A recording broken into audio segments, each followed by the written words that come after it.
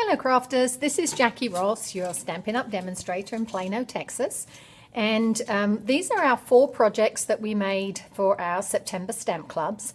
And I had a couple of ladies who missed, and so I'm going to start doing a video on our projects at the end of the month, so that if you did miss, you can at least see how we did them when you get your instruction sheet and your supplies. So I'm actually going to start off, in this video, I am going to demonstrate these 3 projects. We have the little treat box with this that slides off the new mini pizza boxes. And then when you open it up, you have a card and some treats. So that's the first project I'm going to show you how to make. I'll put that aside for now. And then the card to go inside. And then this little goodie treat, which is perfect, which I saw actually on my friend Janet Wakeland's website. This just slides, this slides off, and then it's a matchbook. And so you can put it's room for a gift card and a chocolate treat. So let me put those aside, and I'm going to show you how we made those projects. The paper that we're using is the spooky paper from the new holiday catalog. This is one side of the paper, and then I can switch it over, and then this is the other side of the paper. So you can see it's a really cool paper. There's a punch to go with the cat, and then on this side, this is how we did our treat box. So we're going to start off by putting together the mini pizza boxes. The great thing I love about this mini pizza box is that, if you notice, it has one side that is shiny and the other side that is matte. The matte side would be perfect if you just wanted to stamp and decorate your box. And then the inside, this shiny part, would be good if you wanted to put a cookie or something that, food item or something inside. So again, all you need to do, no tape required for these boxes. You're just going to score, sorry, they're already scored. You're just going to fold up the boxes. There's a little notch here. You put the notch in, fold this over and tuck it in. Turn this around, fold this up. Golly, everything's moving. And then this will tuck inside and make a nice firm box. So the first thing we need to do is do our wrapper to go around it. So usually when I'm going to do a wrapper, I like to start on one side, wrap it around loosely. Remember, you want to be able to slide this off so they don't have to destroy it to get to the goodies inside. And then this comes across like this. And then I take this out. I'm going to use my snail adhesive here, and then I've gone here. And then that way, when you do this, you have a nice even line here. You've got no seam to show. So we're going to put that off to one side. The next thing we're going to use is we're going to take a piece of this paper.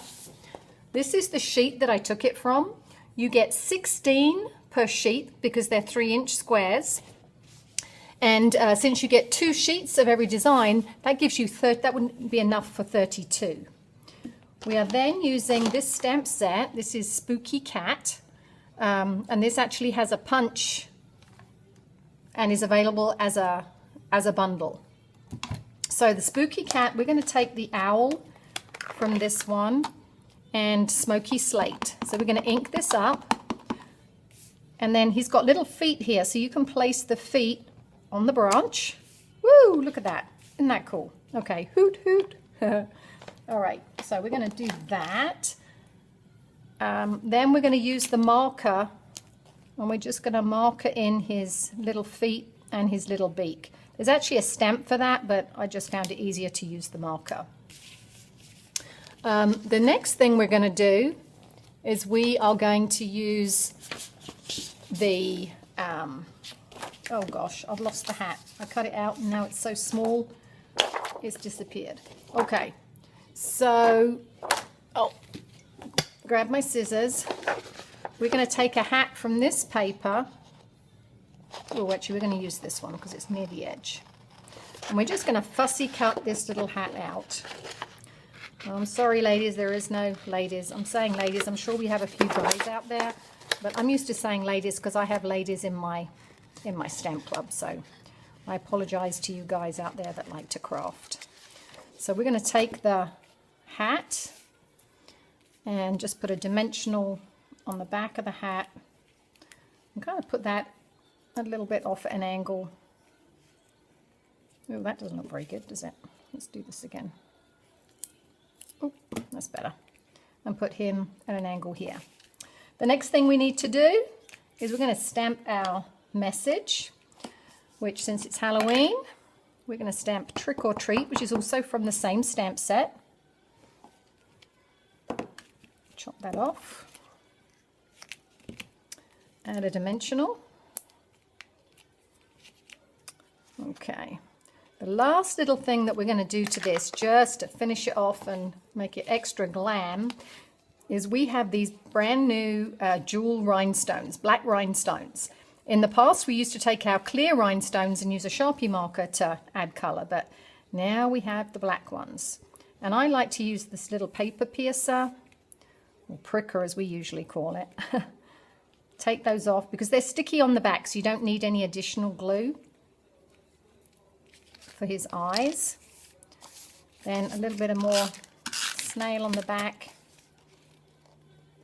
and add this to the top, and voila, here's our little treat box. We can put candy in there. So now we're going to make the little card. So this is the card we're going to make. The cardstock is actually 6 inches by 3, scored at 3 inches to give us a 3-inch square card, and then a piece of designer series paper from that spooky designer series stack. That's going to go across here. One of our new punches is this everyday label punch. I already have that punched in black. Now we're going to take our owl again that we used on the front of the cup, the front of the box, and stamp him in her, I don't know, can't tell. Owl in grey. And then one of the other stamps we have here is you're going to stamp this on top. Now if you stamp it a little bit wonky, it doesn't matter because it will just look like he's wearing glasses, or well, that's okay. And it says Happy Owloween. A little pun on the words there, which is kind of fun. Oh, I just realized something I forgot on the box. Okay, I'm going to punch this and then I'm going to have to go back to it. Okay, so we're going to punch this out with the everyday label. Again, we stamp it first, punch it afterwards, and then when you use the punch upside down, you can see where your image is, where you need to put it. And then we're going to put this across here. Now, I've been a demonstrator for 17 years, and we always used to call this shadowing. But I understand now they've given it a new term. The new trendy term for that is an eclipse. So we've eclipsed the owl, and we're going to stamp this on here. Okay, so I'm going to go back to my box because I just realized, I just noticed on this that I forgot to do one part. So I need to get another piece of vanilla cardstock, and I'm going to stamp this web on here. And then take my scissors, and I'm just kind of cutting a little bit away from the stamped image. And then again on this side. As I say, this is the first time I've done a video after club, so I have no idea how this is going to look at the end, but so I apologize. And then you're going to cut this straight down the center.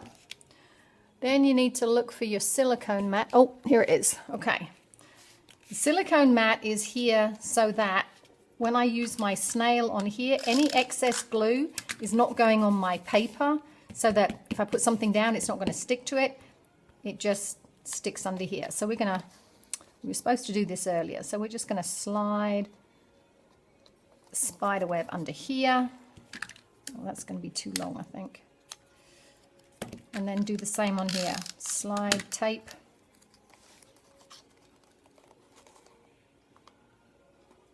Oh, and that's going to go. Okay, now the box is finished. I knew there was something missing on it when I did it.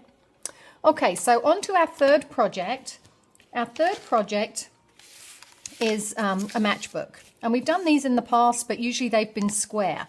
The nice thing about this particular one is that it's big enough to put in a gift card and a little piece of chocolate. So this is already cut, and it is scored at, gosh, because I can't remember my measurements. This is why the grid paper is so good. It is scored at 5/8 of an, oh, that's not the right way. It needs to go this way. Okay, it is scored at 3.5, 4 inches, and 8 inches. So, and I will put those measurements on the screen for you. So the key thing with making these matchboxes work is where you place your staple. So if you were to put your staple up here, you wouldn't be able to close it. So when you do your staple, make sure you do it low down. So that's just going to go low like that, and then this will fit in here. Then you're going to put your candy, your chocolate, Ghirardelli chocolate, your gift card if you want to feel extra generous. And then we're going to take a piece of the designer series paper. And again, then we're going to wrap that, oh, I'm doing it the wrong way around. We're going to wrap that around. So of course you want to put your chocolate in first and make sure that then this is loose enough again so that you can slide it off and not have to destroy how it looks. Okay, so that's going to go on here.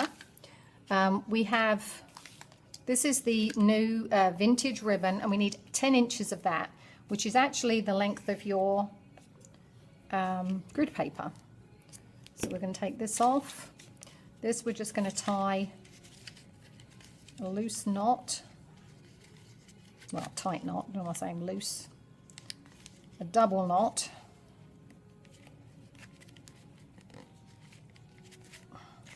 Oh, well that's not right, okay. Tell you, I can do these if there wasn't a camera on. Okay, that's better. And then just a little bit of tape underneath, stick it down, just to hold it, stop it sliding off. And again, a bit more tape on the back to stop it sliding off. Now, the last little thing that we need to do with that is we're going to find, we have the paper that has all the, now I can't find it. Okay, here it is. Has all these cats on there. So the cat punch, which comes as part of that bundle, you can slide this up and punch out your cat.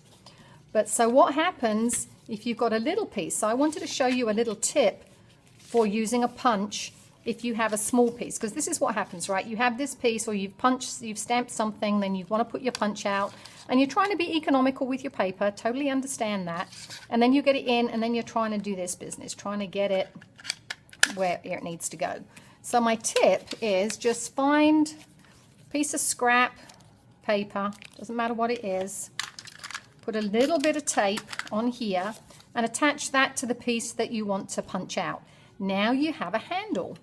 So then you can take your punch in and you can manipulate and move this around where it needs to go. And that way you save your paper. So this is going to go behind here. We're going to take the cat